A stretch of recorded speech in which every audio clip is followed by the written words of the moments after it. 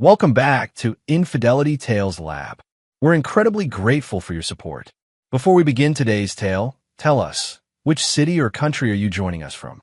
We love connecting with our global audience. Now, let's dive into today's story. Chapter 1. Foundations of Deceit. Maxwell Donovan had always been the kind of man who calculated everything. At 49, nearly 50, he'd built his security consulting business from nothing into a respectable firm with 16 employees.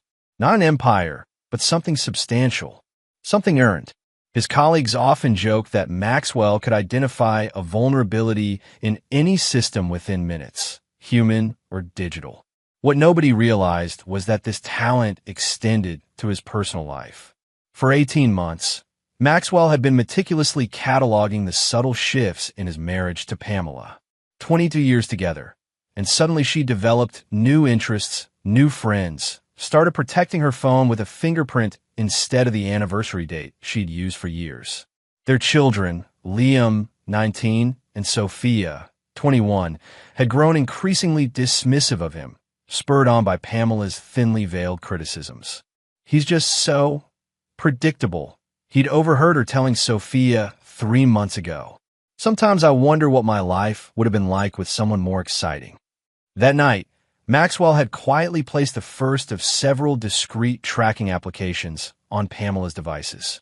Not because he didn't already know, he did, but because evidence mattered. Documentation mattered, and patience was his greatest strength. The unseasonably warm April evening before his 50th birthday, Maxwell sat on their back deck watching Pamela flutter around the kitchen. She'd been dropping hints all week about his birthday gift, how it would blow his mind. He sipped his bourbon slowly, nodding as she waved at him through the window. "It's going to be a day you'll never forget, Max," she called out, her smile not quite reaching her eyes. "I'm sure it will be," he replied, raising his glass slightly. What Pamela didn't know was that Maxwell had already accessed her email and travel accounts. He knew about the 4 first-class tickets to Paris. He knew about the reservation at Le Bristol Hotel. And he knew about the 5th ticket, purchased separately on another credit card, for Thomas Hargrove, his wife's tennis instructor of the past year and her lover of the past 8 months. As darkness fell, Maxwell's phone buzzed. A text from Bruce Weldon, his longtime friend and the only person who understood what was coming. "Everything in place?" the message read. Maxwell typed back, "Yes. The dominoes start falling tomorrow." Inside, he heard Pamela laughing on the phone, no doubt finalizing details for their getaway. Maxwell took another sip of bourbon, savoring the burn. He'd spent his entire life building systems, safeguarding against threats, protecting what mattered. Now he would dismantle one, piece by calculated piece. Chapter 2. The Empty House. Maxwell woke alone on his 50th birthday. The house was silent, unnaturally so. No smell of coffee, no sounds of movement. He checked his watch, 7:38 a.m. He sat up slowly, noticing the perfectly made, empty space beside him. Pamela's side of the bed hadn't been slept in. He walked methodically through their 2-story colonial home, confirming what he already knew. They were gone. On the kitchen counter sat a single cupcake with an unlit candle. No note. Maxwell didn't touch it. He poured himself coffee and opened his laptop, logging into the tracking software. All 3 family members' phones were currently at Boston Logan International Airport, Terminal E, international departures. Their flight to Paris had boarded 20 minutes ago. Maxwell opened Facebook on his browser and waited. Within an hour, Sophia posted the first photo, the 3 of them toasting with champagne in the Air France first-class cabin, captioned, "Surprise getaway. Sorry Dad's missing out, but Mom says he's too busy working anyway. #Sorinatsuri." By noon, as Maxwell had anticipated, Liam checked in at Le Bristol, Paris, posting a poolside photo. "Mom's treating us since Dad's boring anyway. Living the real life now." Maxwell screenshotted everything, adding each image to a meticulously organized folder on his encrypted drive. Then he made a call. "Lane, they've left," he said when his assistant answered. "Implement Phase 1.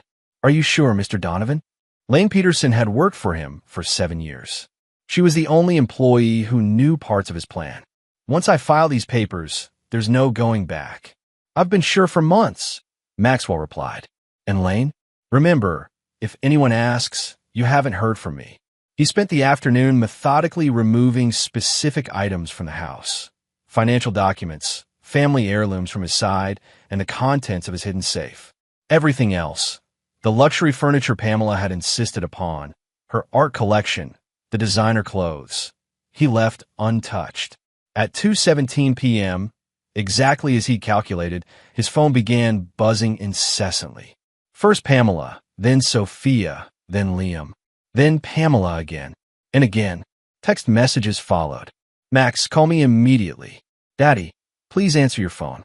Something terrible has happened. Dad, I swear we didn't know.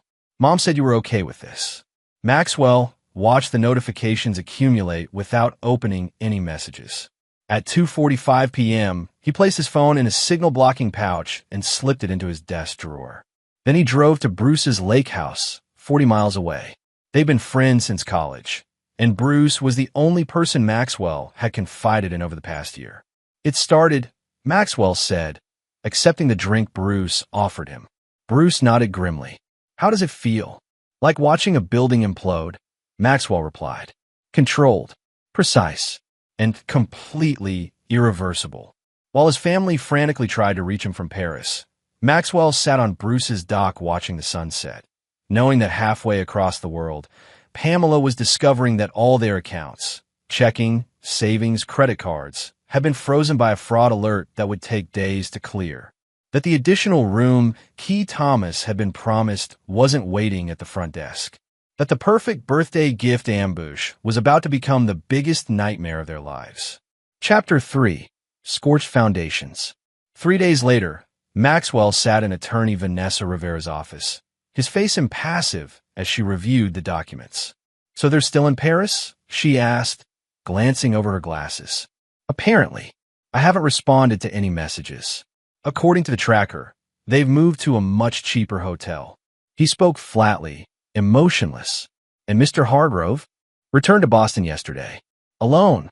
Maxwell allowed himself a small smile. Pamela couldn't afford his ticket back. Vanessa nodded. These divorce papers are comprehensive. You're not seeking alimony despite her earning more. You're offering no spousal support. And you're only asking for your business assets to remain yours. The house and everything in it goes to her. That's correct. The courts might find this overly generous on your part. Maxwell's expression didn't change. The house is worthless to her now. Vanessa frowned. I don't understand. You don't need to. Is everything in order? She nodded cautiously. Yes. We can file today. Good. And the other matter? Vanessa slid another folder across her desk. As requested, I've drafted letters to both children. Since they're adults, they have no legal standing in the divorce proceedings, but these formally notify them that you're terminating financial support for their education and living expenses effective immediately. Maxwell took the folder without opening it. Perfect, Mr. Donovan, if I may. Vanessa hesitated. This seems severe. Your children. My children left me alone on my birthday to accompany their mother and her lover to Paris, Ms. Rivera, then publicly mocked me on social media. His voice remained calm, but his eyes hardened. Actions have consequences. After the meeting, Maxwell drove to the small apartment he'd secretly leased 3 months earlier. It was sparsely furnished, but functional. On the kitchen counter sat 3 prepaid phones, each labeled with a name. He activated the one marked Pamela and sent a single text message to his wife's number. Divorce papers have been filed. The locks on the house have been changed. When you return, contact my attorney. Do not attempt to communicate with me directly again. He then blocked her number, switched off the phone, and placed it in a drawer. That evening, he met Bruce at a steakhouse across town, far from any of their usual haunts. How's the nuclear option feeling now? Bruce asked, cutting into his ribeye. Maxwell considered the question. Necessary. 22 years, Bruce. 22 years, and she planned this humiliation for months.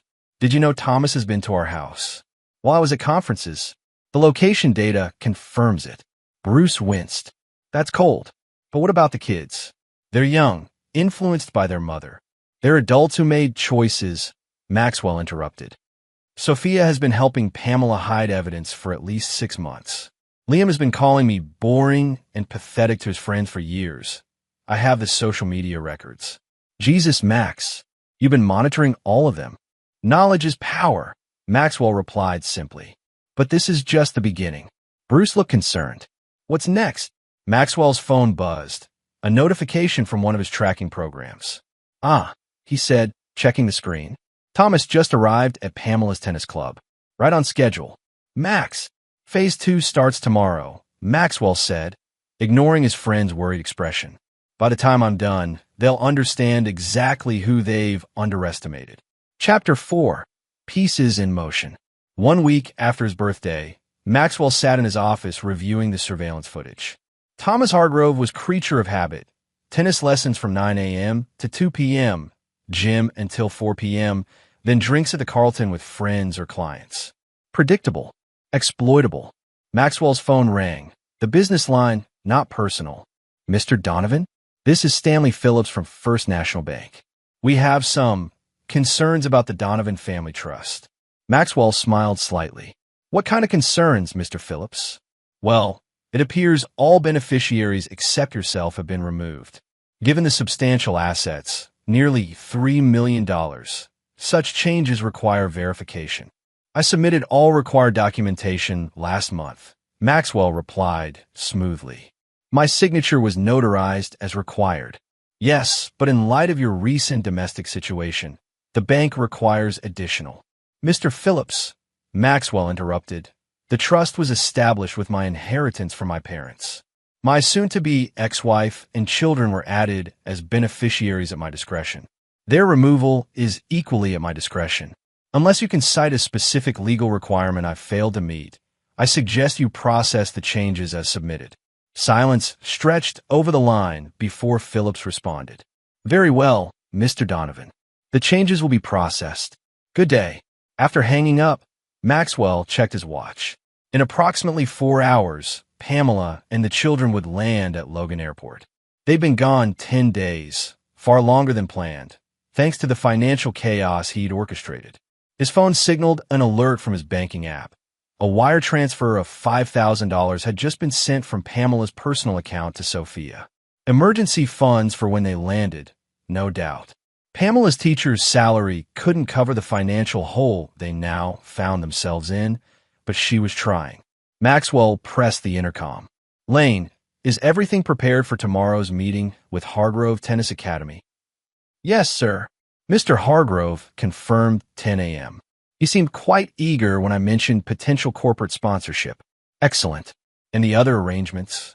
The photographer will be in position at 9:30. The documents are ready for your signature. Perfect. That evening, as Maxwell tracked his family's flight home, he received a call from an unknown number. He let it go to voicemail. Dad, it's Liam. I'm using Sophia's friend's phone. Please, we need to talk. Mom's a wreck. And Dad, we made a horrible mistake. Please call back. We're landing in a few hours. Maxwell deleted the message without emotion. Then he drove to Pamela's favorite restaurant, Salvatore's, where he'd made a reservation for one. He ordered her favorite wine, took a single sip, then left it untouched, a small, private gesture in what would become a series of calculated moves. On his way home, he drove past their house, Pamela's house now, technically, and saw lights on. They had returned.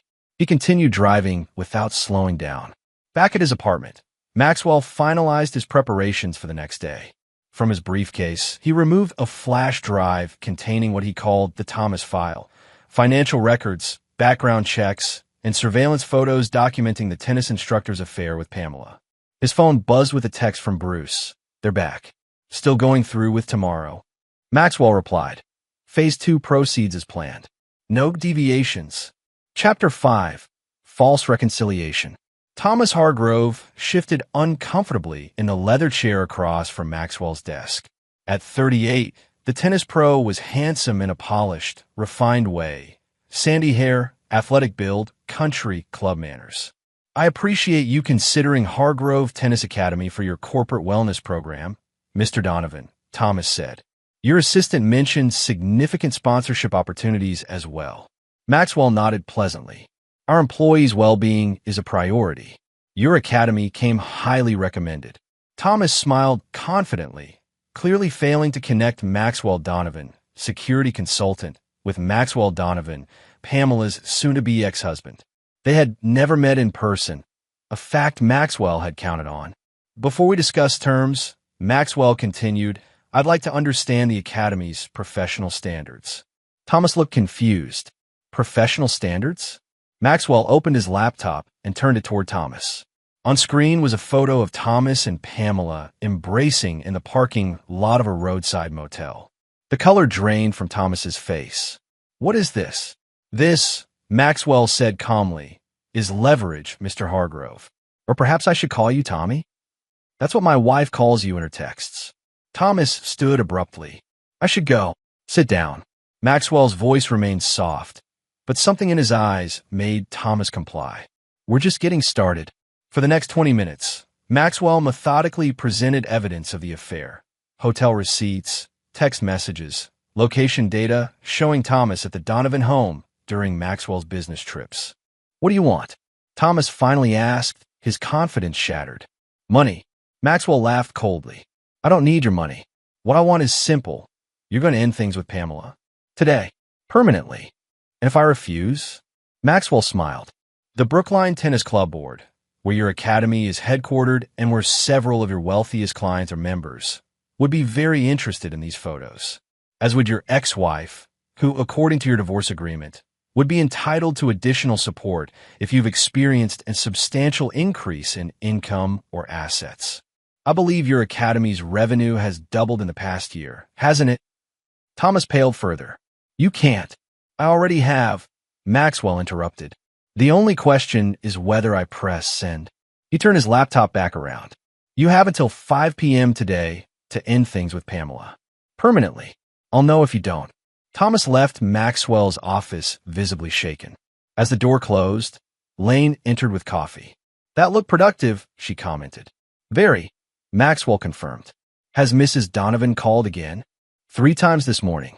She's demanding to speak with you about the college tuition payments that were reversed. Refer her to Vanessa, as usual. Lane hesitated. Sir, your daughter called too. She was crying. Something flickered across Maxwell's face. So briefly, it was almost imperceptible. The same applies to Sophia. And Liam, when he inevitably calls. After Lane left, Maxwell checked his surveillance app. Thomas's car was heading directly to Pamela's house, now 30 minutes away from their scheduled tennis lesson. Maxwell had predicted this reaction with 92% certainty. That evening, he received confirmation through his monitoring systems. A heated argument at Pamela's house, Thomas leaving after 45 minutes, and Pamela attempting to call him repeatedly afterward, without success. Maxwell poured himself a scotch and called Bruce. Phase 2. Part 1 complete, he said when his friend answered. Thomas has terminated the relationship, exactly as projected. And now what? Bruce asked. Now we move to Part 2. The reconciliation. 2 days later, Maxwell finally answered a call from Pamela. Max, please, she sobbed. I made a terrible mistake. The kids are devastated. Thomas has completely ghosted me. The mortgage payment is due, and I'll meet you. Maxwell interrupted. Tomorrow. Neutral ground. The coffee shop Maxwell selected was busy enough for privacy through ambient noise, but quiet enough for conversation. Pamela arrived looking disheveled, a deliberate choice, Maxwell knew, to appear vulnerable and repentant. Thank you for coming, she said, eyes red from crying. Max, I don't know what happened. I just lost myself. Turning 45 hit me hard, and Thomas made me feel young again, and I know that's no excuse. Stop, Maxwell said quietly. I didn't come for apologies. Hope flickered across Pamela's face. You didn't? No. I came to discuss practical matters. The divorce will proceed. However, I'm willing to release funds for Liam and Sophia's tuition, directly to their universities, not to them. And I'll ensure the mortgage payments continue until the house sells. Pamela stared at him. The house isn't for sale. It will be. You can't afford it on your salary. Tears welled in her eyes. Max, please. We can fix this. 22 years were apparently meaningless to you when you planned your Paris trip, he finished. Here's what I'm offering: financial stability for the children's education, a reasonable settlement, a clean break. And if I want to fight for our marriage? Maxwell's expression remained neutral, then demonstrated. End all contact with Thomas. Admit to the children what really happened. Move out of the house into something you can actually afford. Show actual remorse, not just regret at being caught. Hope returned to Pamela's eyes, exactly as Maxwell had calculated. I can do those things. I will do them. We'll see, Maxwell said, standing. Actions, not words, Pamela. As he walked away, Maxwell knew she was watching him, believing she'd glimpsed a path back. She hadn't recognized his terms for what they were, not steps toward reconciliation, but toward her complete isolation. The house she couldn't afford but now wouldn't sell. The children who would learn the full extent of her betrayal.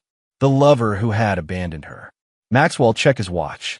In exactly 3 hours, Liam would receive an anonymous email containing evidence that his mother had used his college fund to finance her affair with Thomas, a creative manipulation of facts that contained just enough truth to be believable. By evening, both children would blame their mother entirely for the family's destruction. By tomorrow, Pamela would have no one left. Phase 2 was proceeding perfectly. Chapter 6, Tightening the Noose. 3 weeks after his birthday, Maxwell sat across from both his children at a restaurant downtown. It was the first time he'd seen them since before Paris. Sophia looked tired, with dark circles under her eyes. Liam seemed angry, his jaw constantly clenched. "Thank you for meeting me," Maxwell said, his tone businesslike. "Did you really have to cut us off completely, Dad?" Sophia asked. "My roommate had to loan me rent money, and I had to drop 2 classes because the university put a hold on my registration," Liam added bitterly. Maxwell regarded them calmly. "Your tuition and housing payments have been reinstated as of yesterday. Direct to the institutions, not to your accounts." "That's it? That's all you have to say?" Liam demanded. "What would you like me to say? That I'm sorry your Paris surprise went poorly? That I forgive you for publicly mocking me online while celebrating with your mother and her lover?" Both children flinched. "We didn't know about Thomas," Sophia said weakly. "Didn't you?" Maxwell countered. "The text messages between you and your mother suggest otherwise, Sophia." Her face paled. "You read our texts?" "I read everything," Maxwell confirmed. "I know you help her hide evidence. I know you both discussed how boring and pathetic I am. I know exactly who each of you is." Liam's anger seemed to deflate. "Dad, we made terrible mistakes. We got caught up in Mom's, whatever it was, her midlife crisis. And now you want what? Forgiveness? Money? What?"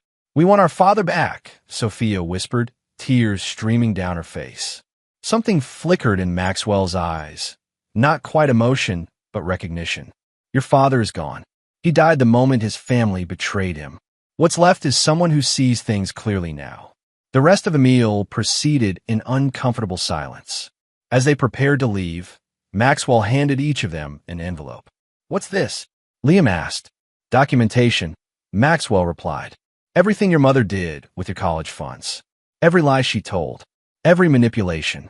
Read it or don't. That's your choice. But understand this. I'm giving you one chance. One opportunity to decide where your loyalties lie. You're making us choose between you and Mom?" Sophia looked horrified. "No," Maxwell said evenly. "I'm showing you the truth. What you do with it is your decision." That night, Maxwell received separate texts from both children. From Sophia, "I read everything. I can't believe she did this. I'm so sorry, Dad." From Liam, "Moving out of Mom's tomorrow. Can we talk again soon?" Maxwell forwarded both messages to Bruce with a simple note. Phase 2 complete. Children have realigned as predicted. Bruce called immediately. "Max, this is going too far. Using the kids as pawns." "They're not pawns," Maxwell interrupted. "They're adults making informed choices based on facts." "Carefully selected facts you've provided," Bruce countered. "Listen to yourself. Is this really what you want? To destroy your entire family?" "They destroyed the family," Maxwell replied coldly. "I'm simply ensuring consequences." "And Pamela?" What's next for her? Maxwell checked his surveillance feed. Pamela was alone in her house, sitting in darkness with a glass of wine. Her principal had called earlier about taking a leave of absence after she'd broken down while teaching. Pamela will receive exactly what she earned, Maxwell said. Nothing more, nothing less. The next morning, Maxwell received a call from Vanessa. Mrs. Donovan's attorney has proposed a settlement, she reported. She'll accept fault in the divorce, make no claims on your business or personal assets, and asks only to keep the house and receive minimal alimony for 2 years while she gets back on her feet. Maxwell smiled. Counter with this, she can keep the house with no mortgage assistance from me, no alimony, and she publicly acknowledges the affair as the cause of divorce in the settlement papers, which will become public record. That's unusually harsh, Mr. Donovan. Those are my terms. Later that day, Maxwell drove to Thomas Hargrove's tennis academy.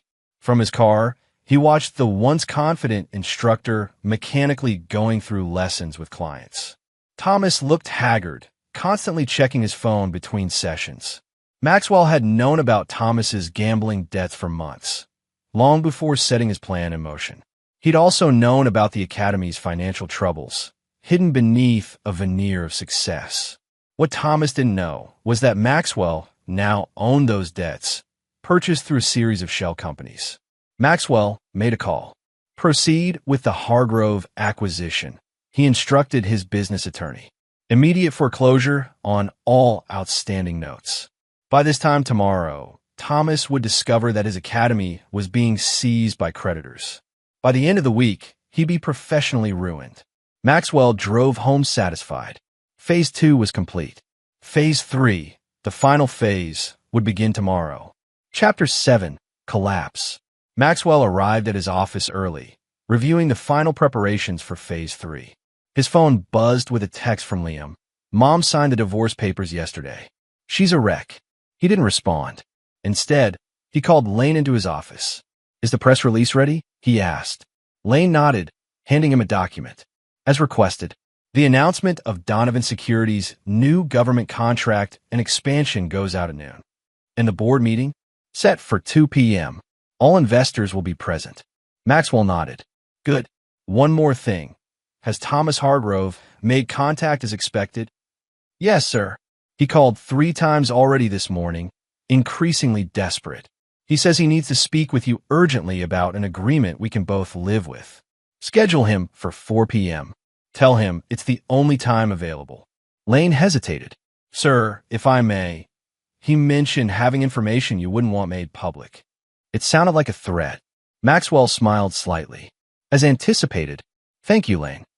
At noon, as planned, the press release went out announcing Donovan Securities' largest contract to date, a $12 million deal with the Department of Defense. By 12:30, Maxwell's phone was flooded with congratulatory messages from industry colleagues. At 2 p.m., he presented the expansion plan to his investors, outlining how the company would grow from 16 employees to over 50 in the next year. The board unanimously approved his proposal, including the significant capital investment required. At 3:55 p.m., Thomas Hargrove arrived, looking disheveled and desperate. Maxwell kept him waiting until 4:15 before allowing him into his office. Mr. Hargrove, Maxwell greeted him calmly. What can I do for you? Thomas paced nervously. You know why I'm here. My academy is being seized. My accounts are frozen. You did this. Did I? Maxwell's expression revealed nothing. Don't play games. Yesterday, I get notice that all my loans have been called in by some company I've never heard of. This morning, my lawyer discovers that company is owned by you through some corporate maze. This is harassment. Maxwell leaned back in his chair. It's business, Mr. Hargrove. You took something of mine. I'm taking something of yours. Thomas laughed bitterly. So that's it? Destroy my life because I slept with your wife? We're even now. Even. Maxwell's voice remained calm. No, we're not even close to even. But we're getting there. Thomas's desperate expression hardened. I thought you might say that. So I brought insurance. He pulled out his phone. I have recordings. Pamela talking about how controlling you've been for years. How you monitored her. How you've been planning to use the business to hide assets, before divorcing her. Maxwell's expression didn't change. Interesting approach. Unfortunately, those recordings, which I'm certain don't actually exist, would constitute evidence obtained without consent in a two-party consent state. That's a felony in Massachusetts. Thomas faltered. People will still believe. People, Maxwell interrupted, will believe what they can see. Like these. He turned his monitor toward Thomas, showing security footage of Thomas entering high-end hotels with multiple women, none of them Pamela, over the past 6 months. The color drained from Thomas's face. How did you? I know everything about you, Thomas. Every gambling debt, every woman, every lie you've told Pamela about being exclusive while you were seeing 3 other married women concurrently. I know about the prescription drugs you provide to certain clients. I know everything. Thomas collapsed into a chair. What do you want from me? I'm already ruined. Almost ruined, Maxwell corrected. Here's what happens next. You're going to sign over your academy's intellectual property, the client list, the training methods you've developed, everything, to me for $1. Then you're going to leave Massachusetts. Permanently. And if I refuse? Maxwell smiled coldly. This evidence goes to the police, the tennis club board, and all your client spouses. Simultaneously, Thomas stared at him in disbelief. You've been planning this all along, even before Paris. Sign the papers, Thomas. You have 5 minutes to decide. 4 minutes later, Thomas Hargrove signed away everything he'd built over the past decade. As he stood to leave, broken, he asked, why not just beat me up or something? Why take everything? Maxwell's expression remained impassive. Because pain fades, scars heal. But knowing that everything you lost was entirely your fault, that stays with you forever. After Thomas left, Maxwell made 3 calls. The first to his attorney, confirming the transfer of Hargrove Tennis Academy's assets. The second to Bruce, simply saying, it's done. The third to a real estate developer who'd been inquiring about properties in Pamela's neighborhood. Mr. Calloway, I believe you've been interested in assembling parcels on Oakwood Drive for your new development. I can help with that. By evening, arrangements have been made for the houses on either side of Pamela's to be sold to Calloway Development Group. Within months, construction would begin on multi-unit buildings that would tank the value of Pamela's home and make it virtually unsellable. Maxwell checked his surveillance one last time for the day. Pamela was alone again, boxes half-packed around her as she half-heartedly prepared for an inevitable move. Sophia had texted her 3 times without response. Liam had left a voicemail saying he couldn't see her this weekend after all, just as Maxwell had orchestrated. Chapter 8, The Final Pieces. 2 months after his 50th birthday, Maxwell stood in his expanded office suite overlooking Boston Harbor. Donovan Security now occupied the entire floor, with construction underway for additional space above. The government contract had brought more attention, more clients, and more opportunities than even he had projected. His intercom buzzed. Mr. Donovan, your children are here. Send them in. Sophia and Liam entered, looking more composed than when he'd last seen them. Both had returned to their studies with Maxwell's financial support reinstated. Both had moved out of Pamela's house. Sophia back to her campus apartment, Liam to a room in a house with classmates. Dad, Sophia began tentatively, we wanted to thank you for helping with school and everything. Maxwell nodded. Your education was never meant to be a casualty. Liam looked around at the expanded office. Business is booming, huh? Yes, Maxwell confirmed. We'll double our revenue this year. An uncomfortable silence fell before Sophia spoke again. We saw Mom yesterday. Maxwell's expression remained neutral. How is she? Not good, Liam admitted. She's taken a leave from teaching. The house has construction on both sides now. Some developer bought the neighbors' places. She says it's unbearable with the noise and dust.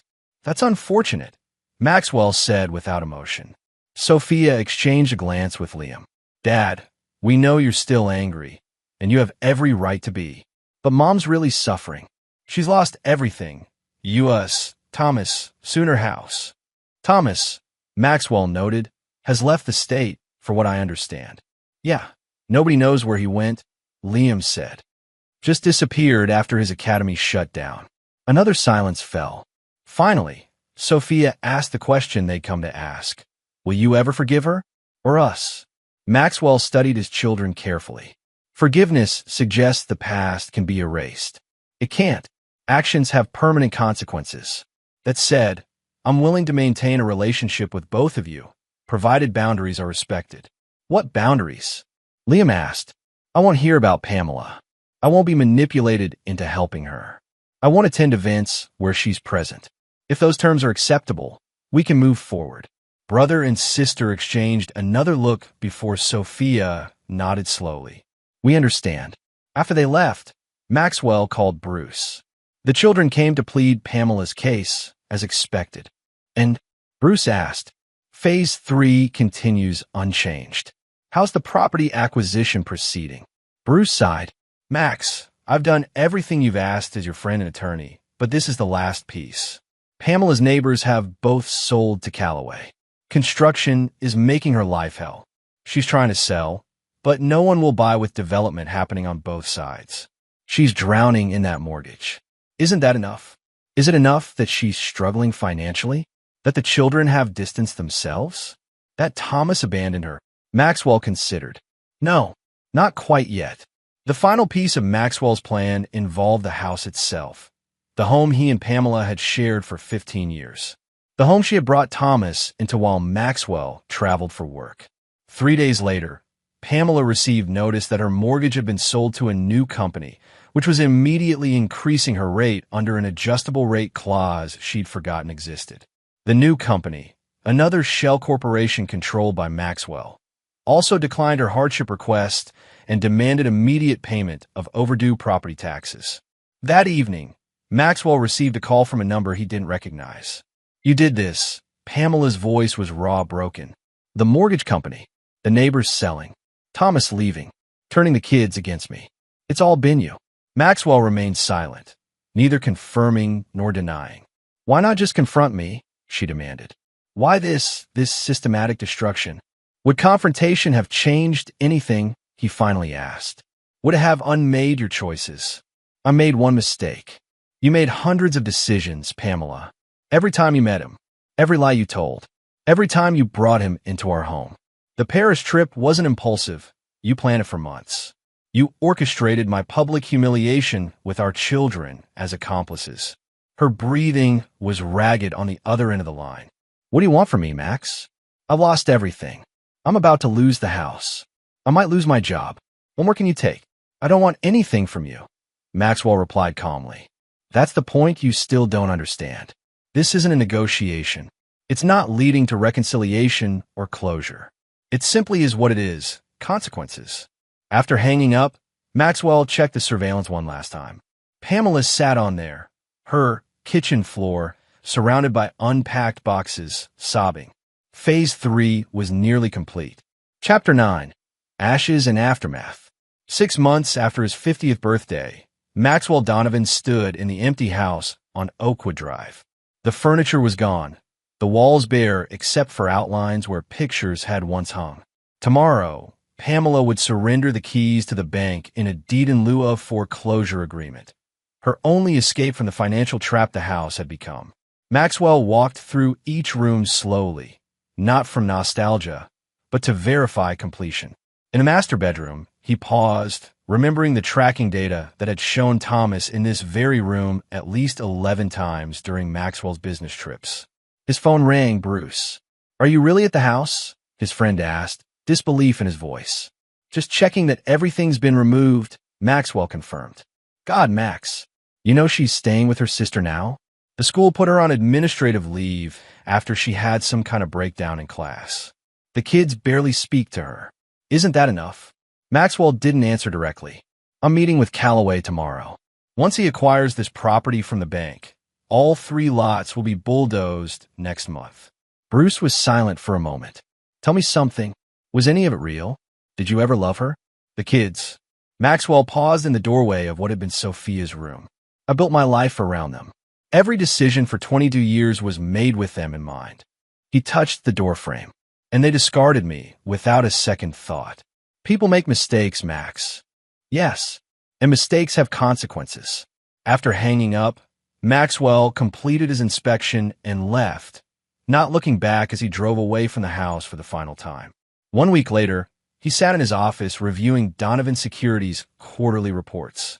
The company had tripled in size, with offices now in Boston, New York, and Washington, D.C. The government contracts kept coming. Success had exceeded even his projections. His intercom buzzed. "Sir, Sophia and Liam are here. They don't have an appointment." Maxwell considered for a moment. "Send them in." His children entered, both looking troubled. "Dad," Sophia began immediately. "Did you know Mom's in the hospital?" Maxwell's expression didn't change. "No, I wasn't aware." She tried to. Liam struggled with the words. The doctors called it an attempt. She left a note saying she had nothing left. "I'm sorry to hear that," Maxwell said evenly. "I assume she's receiving appropriate care?" Sophia stared at him in disbelief. "That's it. Appropriate care? Dad, she almost died." "What would you like me to say, Sophia? What response would satisfy you?" "Something human," she cried. "Anything that shows you feel something about the mother of your children nearly dying." Maxwell regarded both his children calmly. "I've been very clear about boundaries. Pamela made her choices. So did both of you, as did I. We're all living with the consequences." Liam stepped forward. "This isn't consequences, Dad. This is revenge. Calculated, cold-blooded revenge. You didn't just divorce Mom or expose her affair. You systematically destroyed every aspect of her life. And the two of you helped," Maxwell pointed out, "when you abandoned her based on the information I provided. When you chose financial security over loyalty to her. You were willing participants." The color drained from both their faces. "Oh my God," Sophia whispered. "You manipulated us too. All those documents about Mom. You selected exactly what would turn us against her. I merely provided facts. Facts matter." Liam shook his head slowly. "Who are you?" "Because you're not the father who raised us." "No," Maxwell agreed. "That man died on his 50th birthday when his family betrayed him.